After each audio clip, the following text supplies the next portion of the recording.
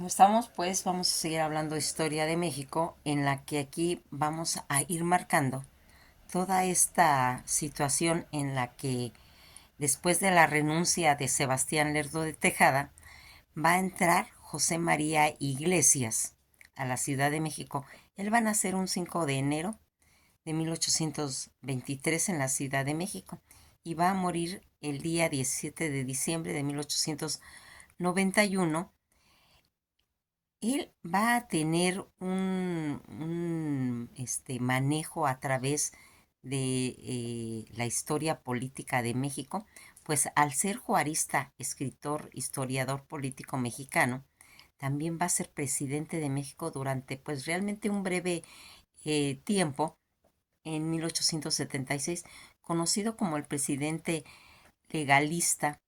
por la proclamación de su derecho legal a ocupar la presidencia, según los artículos 79 y 82 de la Constitución de 1857. Esto que sería después, como mencionamos, después de la renuncia de Lerdo de Tejada, en el que él va a pelear ese derecho que le correspondía. Él, en sus primeros inicios de su vida, su padre fue un coronel de pues altos honores, en la que él desempeñaba el puesto de notario público, Juan N. Iglesias y Castro. Su madre, Mariana y Sanzurragay y Carrillo, estuvo pues emparentado, se puede decir, en línea materna por uno de los llamados los niños héroes, el teniente Juan de la Barrera. eh, Huérfano pues casi a los 12 años, ingresó al pues colegio de San Gregorio con pues el propósito de ir estudiando ya leyes. Pues él pues muy destacado como profesor de idiomas en el colegio de San Ildefonso y catedrático en el colegio de San Gregorio en 1844 a 1845, donde él se va a recibir de abogado. En 1846, al igual que su padre, fue regidor de la Ciudad de México, pues durante toda esa intervención de los Estados Unidos en México. Cuando él se traslada a Querétaro, donde fue nombrado en 1847 como miembro letrado del Tribunal de Guerra por el presidente Pedro María Anaya, y fue además secretario particular del jefe ejecutivo y auditor del ejército de Oriente. En cuestiones que se menciona él en su trayectoria en el periodismo y como escritor, en 1848 se describe pues todos los acontecimientos de la guerra, que en la elaboración en la que en ese momento estaba pues Guillermo Prieto y Manuel Paino, en la obra Apuntes para la Historia de la Guerra tanto en México y Estados Unidos. Inconforme pues con todos los resultados del el Tratado de Guadalupe, Hidalgo va a expresar sus críticas, pues siendo jefe de redacción de unos de los periódicos en ese momento, que era El Siglo XIX, colaborando también en el diario oficial Monitor Republicano, Don Simplicio y La Chinaca. ¿Se acuerdan que en esos periódicos habían participado Guillermo Prieto y Manuel Paino? Pues aquí también se está involucrado en ese grupo de escritores, Iglesias, y que en 1856, cuando está el personaje de Antonio López de Santana, él va a ser nombrado nuevamente presidente. Se constituyó un periodo pues conocido como la dictadura de Santana, quien se hizo pues llamar su Alteza Serenísima. El dictador, pues molesto por las críticas de los apuntes para la historia de guerra entre México y Estados Unidos, destruyó pues los empleos públicos a los autores. José María Iglesias pues fue separado de su cargo y ejercicio como profesionista, pues que formaba esa parte independiente, que hasta 1855, cuando Santana fue derrocado, pues a consecuencia de todo lo que ya habíamos mencionado del plan de Ayala, en cuestiones del gobierno liberal durante el gobierno, pues de toda esa gobierno interino de Juan N. Álvarez. Va él a contribuir pues en el Ministerio de Hacienda. Guillermo Prieto, el día 25 de julio de 1857, se expidió las leyes sobre la desmortización de bienes, como habíamos comentado, bienes en cuestiones eclesiásticos, y las subsecuentes, pues tanto en el ministro de Hacienda, Manuel Paino, y Miguel Lerdo de Tejada, pidieron a José María Iglesias llevar a cabo pues instrumentaciones en cuestiones legales de la ley. Una vez que se promulgó la Constitución de 1857, el presidente Ignacio Comonfort va a designar a Iglesia ministro de Justicia y Negocios Eclesiásticos e Instituciones Públicas. Ya el 11 de abril de 1857 se va a decretar una ley, la Ley de Observaciones Parroquiales, conocidas como Ley de Iglesias, la cual prohibió el cobro de servicios religiosos como bautismo, matrimonio, inhumaciones a los pobres, quienes difícilmente podían pues sufragar todos esos gastos. Adicionalmente, Iglesias va a promover la ley de sucesiones por testamento y a intestados, así como una ley de procedimientos en los tribunales y en los juzgados de distrito territorial federal. Casi ya hacia fines del periodo presidencial de Comonfort fue nombrado ministro de Hacienda.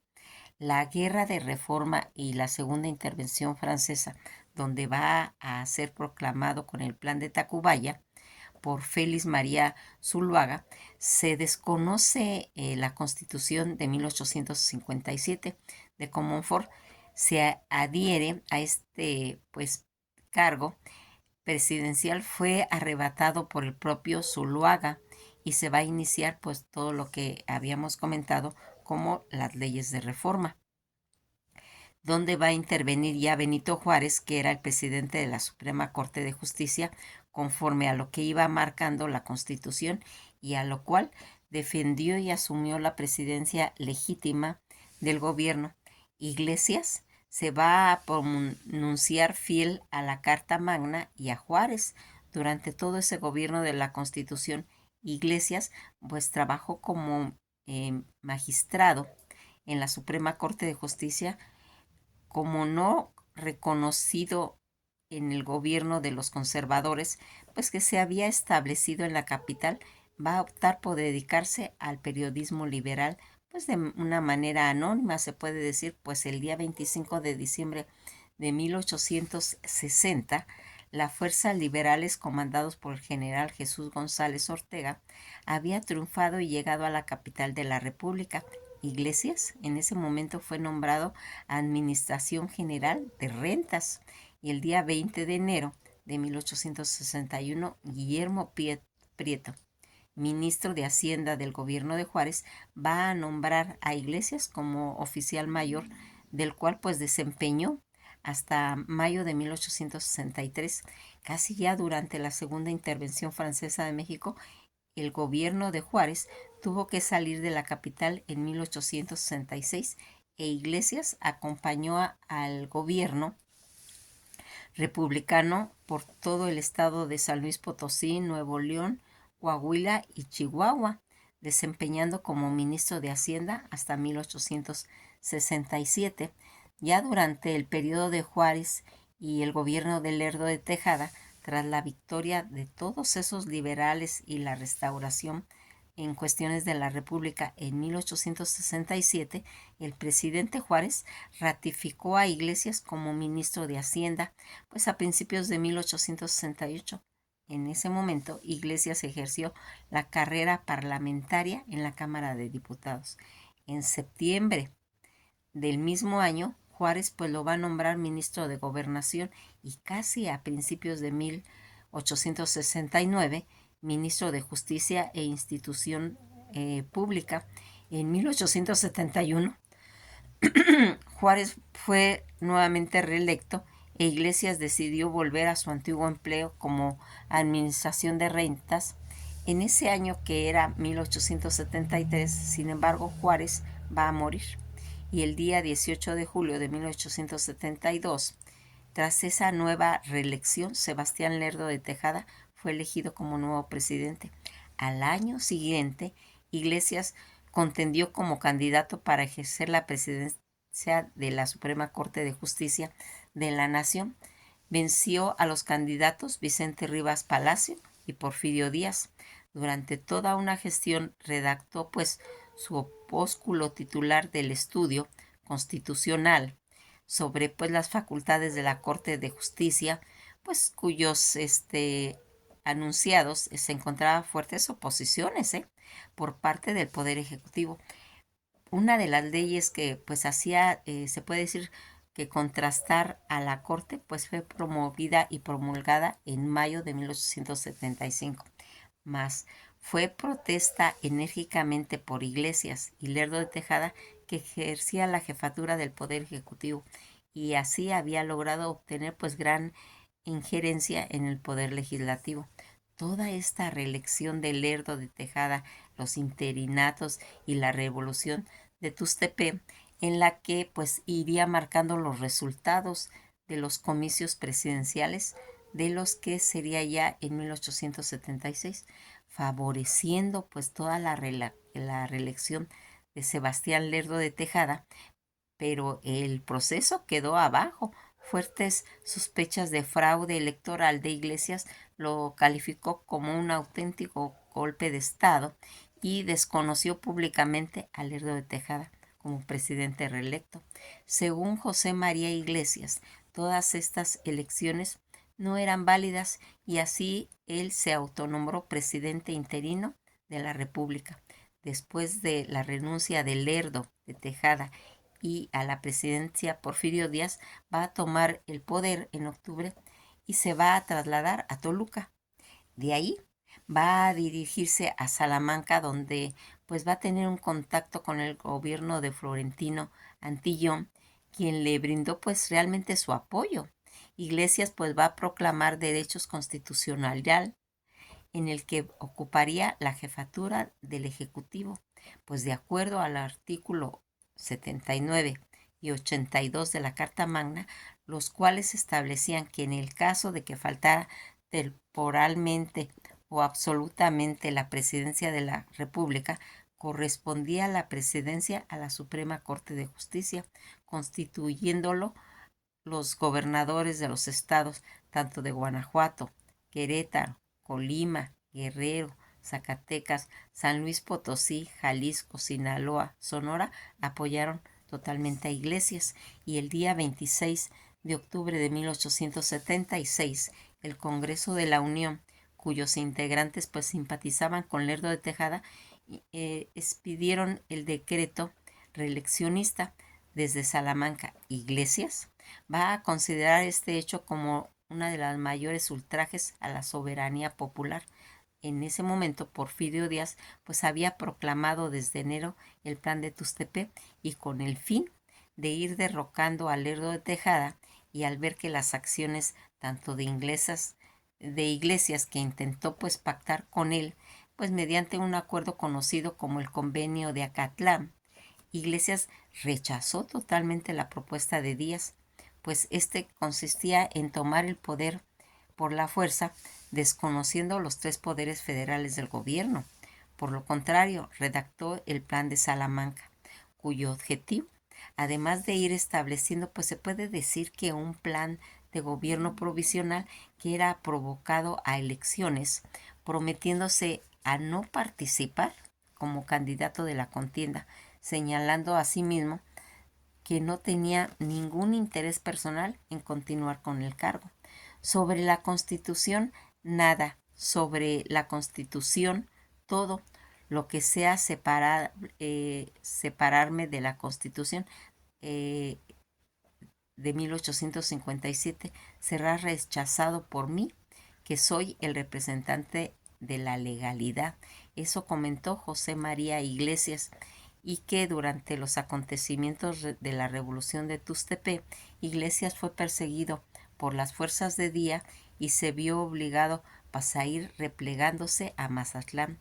donde, pues lugar donde después desembarcó en los Estados Unidos y residió en San Francisco y en Nueva Orleans. Todo ese exilio va a regresar a México, pues en cuestiones de lo que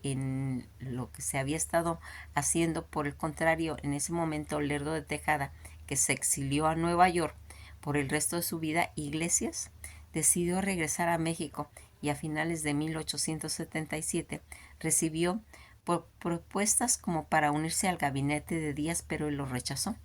La retirada de las actividades políticas, él va a morir en el barrio de Tacubaya, en el poniente de la Ciudad de México, el día 17 de diciembre de 1891.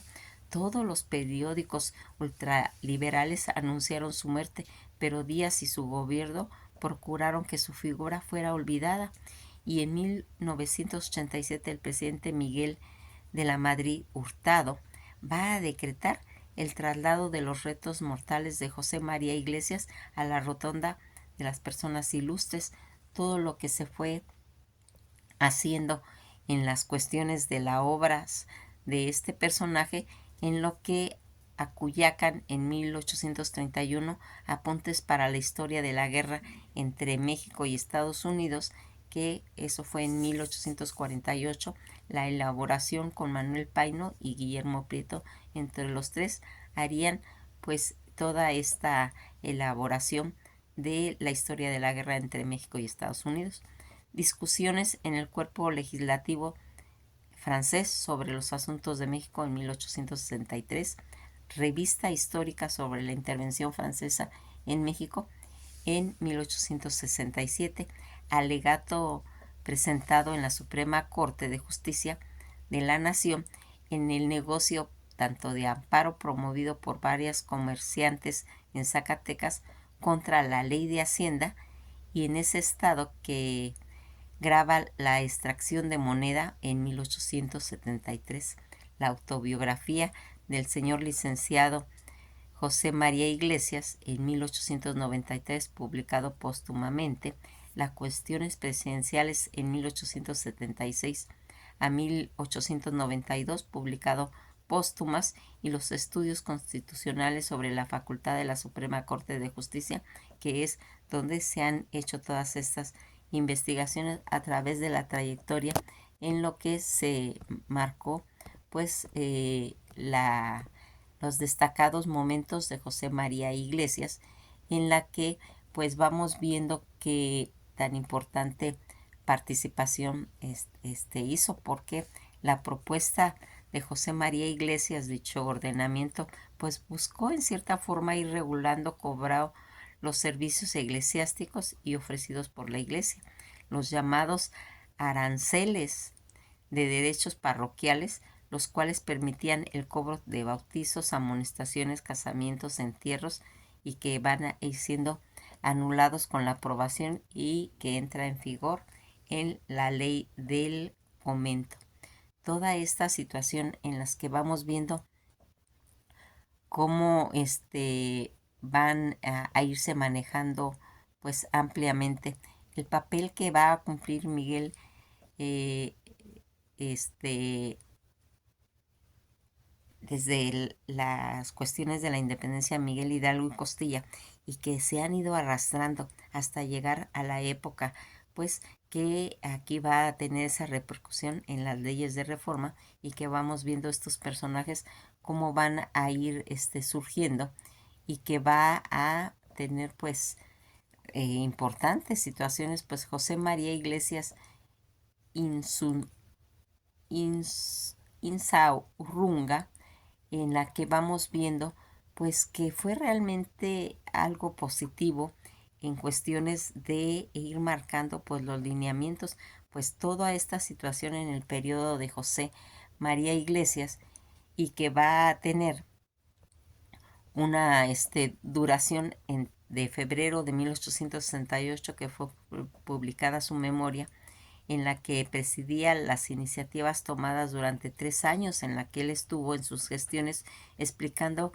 que el estado de guerra fue principalmente causa de todo ese retraso de proyectos hacendarios, y que en el que va a proponer José María Iglesias dichos ordenamientos, pues buscando ir regularizando el cobro de servicios eclesiásticos. ¿Se acuerdan que estaba totalmente exagerado? No lo podían pagar, ¿sí? Ofrecimiento por la iglesia, los llamados aranceles de derechos parroquiales, y que pues realmente se tuvo que quitar porque no lo podían pagar durante todo este periodo en el que se va a ir pues marcando las situaciones. Las leyes de la iglesia y las observaciones parroquiales, también conocidas como la ley de iglesias, y por la autoría de José María Iglesias, en la que se va quitando todos esos aranceles en cuestiones de la iglesia, y que fue una de las más importantes leyes de la reforma que se hicieron, y que va a marcar también la promulgación de la ley de iglesias, que donde ahí totalmente se prohíbe el cobro de los derechos, observaciones parroquiales y el diezmo. La Constitución de 1857, en la que los triunfadores, los liberales moderados, finalmente en el Congreso promulgó la nueva Constitución, que sería el 5 de febrero de 1857, y que va a tener pues esas